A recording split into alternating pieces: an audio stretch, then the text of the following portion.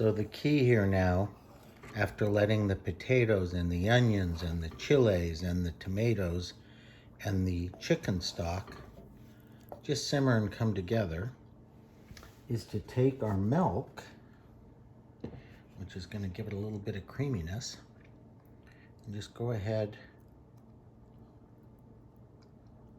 and add into the soup. And then stir it right in.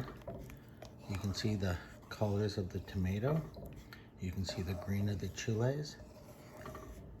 And the key now is to just simmer this for just about 10 minutes. And the soup is basically done because, as I said earlier, we will be adding the cheese individually to each bowl.